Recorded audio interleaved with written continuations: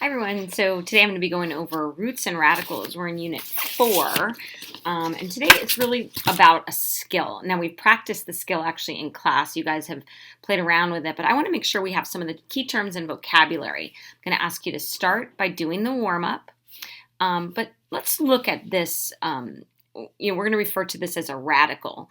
This radical has some different parts that we have to actually pay close attention to.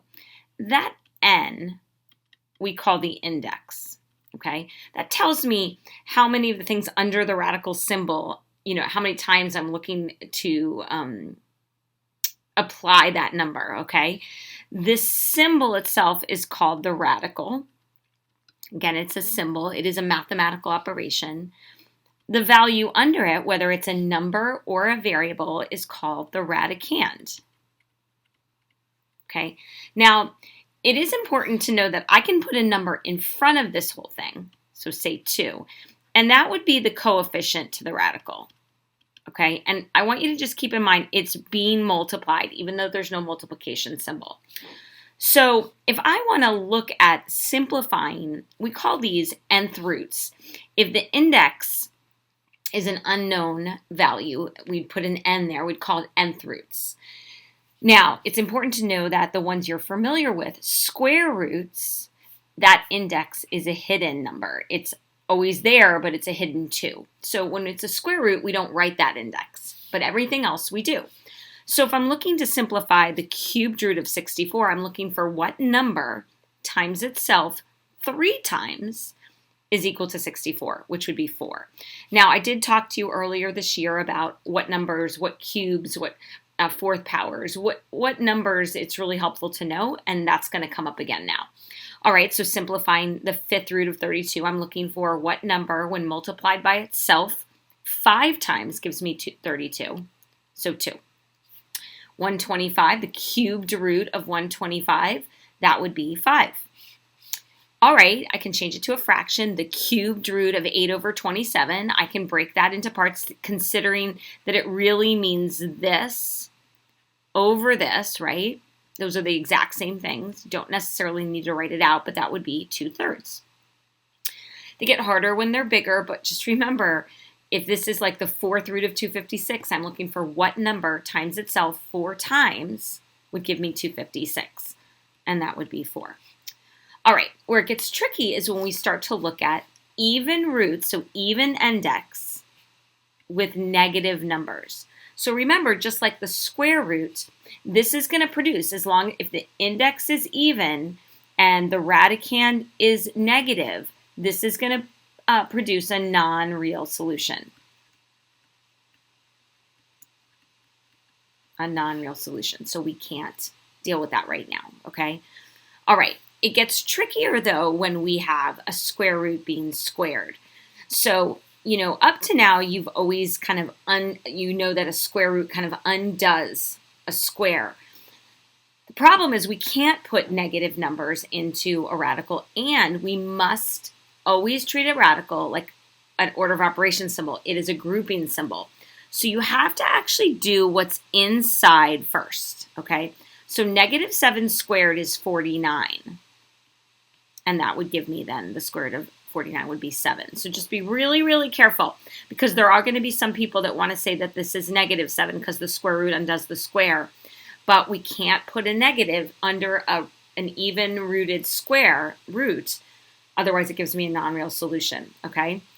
All right, now that changes, though, if the index is odd, because I'm asking myself what number, when multiplied by itself 3 times, gives me -27. Which in this case would be -3, right? Because -3 times -3 times -3.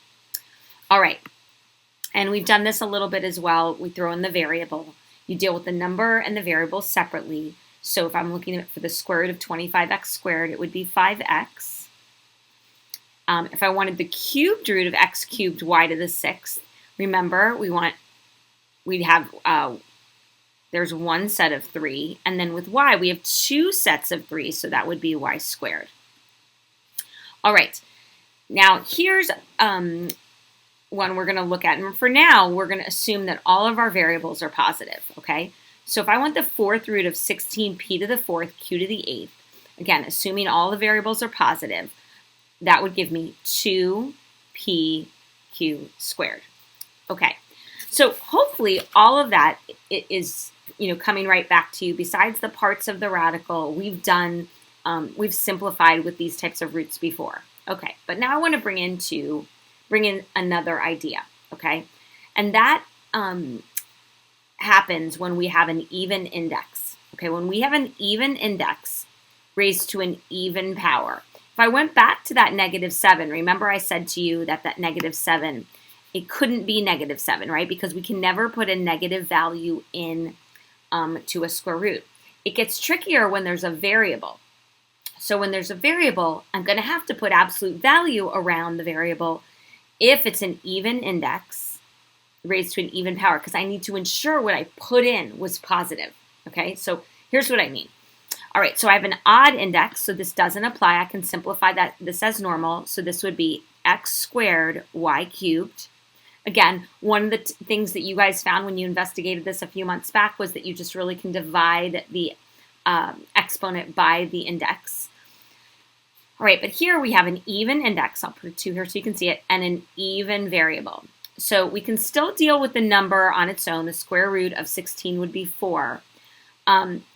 But because this variable, we're not really sure if it's positive or negative, and we need to make sure it's positive, we're going to have to put absolute value around the result, which is x to the 4th. Okay? Here, let's try it again. I have an even index, and I have even powers. And again, this is the only time we have to really think about this. So it would be absolute value of x cubed y to the 4th. All right? Odd index, this does not apply, so this would be 3y squared. All right, so what I'm going to ask you to do is I want you to try the practice, okay, try the practice, and bring it into class tomorrow. Make sure to use absolute value as appropriate, okay, and we're going to practice it tomorrow in some harder examples. The one thing I do want to talk about is just keeping in mind the idea of what roots you can take, okay, so if n is odd, and a is positive, then you're going to have a solution. You're going to have, in this case, the square root of 5, the 5th root of 32 would be 2, okay? So we can get a real answer. If n is even and a is positive, we can also get a real answer, which would be 3. 3 to the 4 power is 81. But if n is even and a is negative, so this radicand is negative, there will be no real solution. All right, so again, I want you to try these practice. We will go over them tomorrow in class to make sure everybody understands, and I'd love you to have a great night.